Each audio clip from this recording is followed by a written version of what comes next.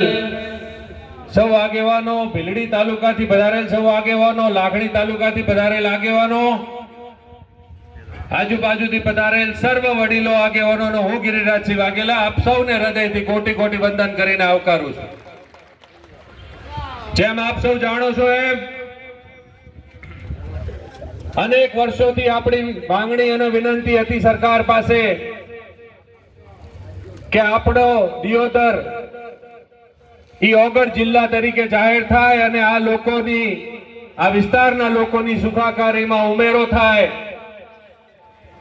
અને ભૌગોલિક પરિસ્થિતિ જોતા દિયોદર જ્યારે મધ્યસ્થમાં આવેલું હોય ત્યારે આપણી માંગણી એ વ્યાજબી માંગણી હતી અને 2018માં જ્યારે ગુજરાતના પૂર્વ મુખ્યમંત્રી શ્રી રૂપાણી સાહેબ જ્યારે પધાર્યા હતા ત્યારે આપણે એની શરૂઆત કરી તેને છેલ્લા 6 વર્ષથી દિયોદર જિલ્લો બને એની માટે આપણે સૌએ માંગણી કરી।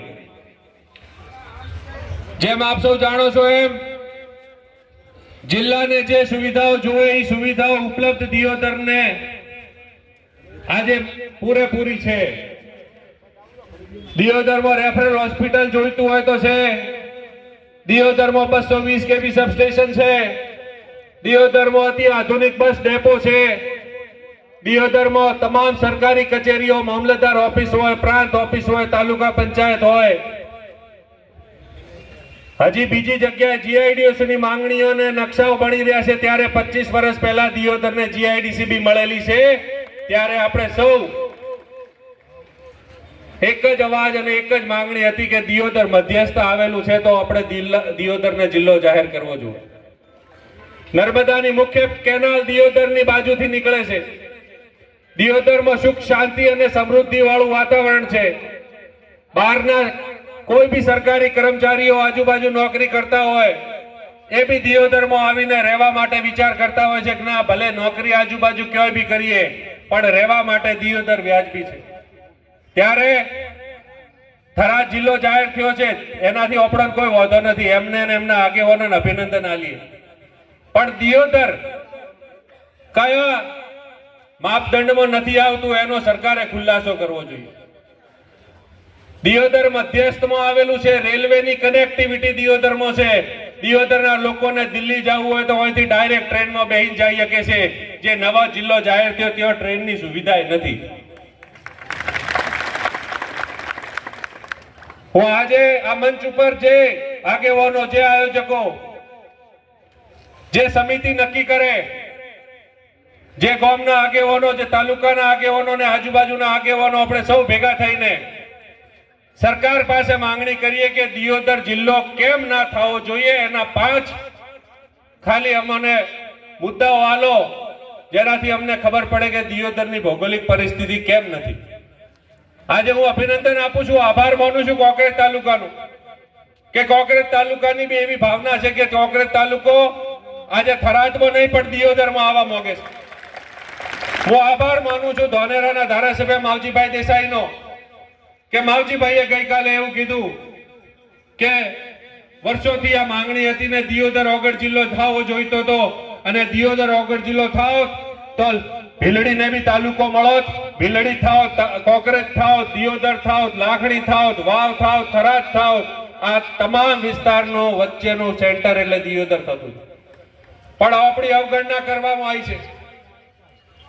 આપણે સૌ માજી ધારાસભ્યોથી લઈને તમામ આગેવાનો ભેગા થયા હતા। વીકે વાઘેલામાં ગુમનસિંહ બાપુ સાહેબની આગેવાનીમાં આપણે સરકારને વાત મૂકી હતી। જ્યારે ભૂપેન્દ્રસિંહજી ચુડાસમા રેવન્યુ મિનિસ્ટર હતા, દરબારગઢમાં આવ્યા હતા ત્યારે બાપુ સાહેબે આખી ફાઇલ આલી હતી। ત્યારે મહેતા સાહેબ રેવન્યુ સચિવ હતા, એમને આપણને પત્ર ગ્રામ પંચાયતમાં આલીને લેખિત આલ્યો હતો।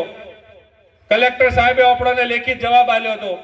એટલે આપણી માંગણીઓ તમામ સંસ્થાઓની વ્યાજબી છે। એ આ વિસ્તારની જનતાનો અન્યાય થયો છે એ કતઈ ચલાઈ લેવામાં નહીં આવે, એ આ વાતની વિનંતી પત્રકારોના માધ્યમથી અમે કરવા માંગીએ છીએ। આપ સૌને વિનંતી કરું છું કે આમાં આપણે લડાઈ લડવી પડશે। ભેગા થવાથી, વિરોધ કરવાથી આપણે આજુબાજુના તમામ તાલુકાને બી ભેગા લેવા પડશે, આપણે એમની સંસ્થાઓને બી ભેગા લેવી પડશે। આપણે તમામ પક્ષ પાર્ટીઓને એક કરીને આપણે સૌએ ભેગા થઈને કોંગ્રેસ હોય, ભાજપ હોય કે બીજી કોઈ બી પાર્ટી હોય, આપણા બનાસકાંઠાને દિયોદરને જિલ્લો મળે એની માટે કરીને જો પ્રયત્ન થશે તો બાપુ સાહેબે એમ કીધું એમ નોટિફિકેશન હજી જાહેર થયું નથી. નોટિફિકેશન જાહેર થયા પહેલા તમામ સરપંચોને વિનંતી કરું છું કે દિયોદર તાલુકાના હોય, લાખણી તાલુકાના હોય, ભાભર તાલુકાના હોય, કોકરેજ તાલુકાના હોય, ભેલડીના તાલુકાના હોય, તમામ સરપંચોના કાગળો ટોટલ ભેગા કરી તાલુકા પંચાયતના તમામ ચૂંટાયેલા અધિકારીઓ હોય, ચૂંટાયેલા પ્રતિનિધિત્વ કરવા વાળા હોય, માજી ધારાસભ્ય હોય, ચાલુ ધારાસભ્ય હોય, સંયુક્ત કાગળ બધા ભેગા કરી અને અહીંથી ગાંધીનગર જવું પડે તો આપણે સૌ ભેગા થઈને ગાંધીનગર જઈ અને દિયોદરને જિલ્લો બનાવવા માટે માંગણી કરીએ. આપ સૌની વચ્ચે આવવાનો મોકો મળ્યો. જે સમિતિ નક્કી કરે, જે ગામના વડીલો, આગેવાનો, તાલુકાના આગેવાનો નક્કી કરે એ રીતે ગિરિરાજસિંહ વાઘેલા આપ સૌની સાથે છે. જય હિન્દ, જય ભારત. ખૂબ ખૂબ આભાર.